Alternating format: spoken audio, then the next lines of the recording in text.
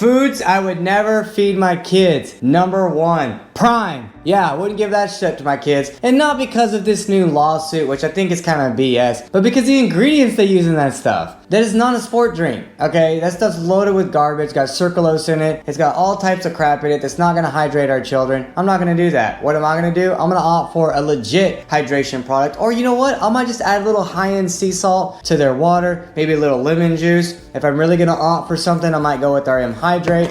But I'm not gonna buy that crap on the market that's been pushed to our children. So opt that out. And when my nephews and the cousins come and they're trying to like, oh, the Prime, I'm like, ha, get it out of my house. Ain't happening. So I've never feed my child Prime. Another thing that I would never feed my child is artificial food coloring and dyes. These are typically found in candies, right? My son loves hard candy. I was a chocolate guy. He likes hard candy. So I'm not gonna be feeding my son artificial dyes, red number 4, red number 5. I'm not gonna be feeding any of those colors, any of those additives to my children. A few other foods that I would refuse to feed my children are chips that have canola oil in it, or anything with canola oil in it. So pretty much everything in the middle of the food aisle in the grocery store. So pretty much everything in the middle of the grocery store is processed food to some degree, and most of it is processed with canola oil. Now, I'm not feeding that to my children, and if I need to explain why, do a little research. It's basically transmission fluid as far as I'm concerned. Now, if something has like safflower oil or sunflower oil in it, I typically will stay away from that as well. So I want to mention that it's these polyunsaturated fats, these seed oils that I do not want my children consuming. And the main reason why is because every cell in our body has a lipid layer around it, and it creates what's called an electron cloud. And that cloud is based on the lipids or the fats that we consume in our diet. So if we're consuming crappy, rancid, hydrogenated oils, are just oils that should never be put into the human body, that's the last thing I'm gonna feed my children. It's gonna inhibit their ability to communicate, to focus, to concentrate, to have a stable mood. It basically doesn't allow the cells to communicate because again, we have a lipid bilayer around our cells. It creates an electron cloud. This is all made up of the fats and oils that we consume. So we wanna make sure that our children are eating healthy fats and oils, not just for their hormones and their endocrine system, but so their cells can actually communicate, so that they can communicate to us, because we already know they're children. They're learning how to communicate. So last thing we want to do is inhibit that, right? So the main things that I do not feed my children are food dyes, artificial colors, preservatives, seed oils, and sport drinks that come in plastic bottles that are loaded with artificial minerals or sweeteners like sucralose. I completely stay away. Those are the main foods that I make sure my children are not consuming.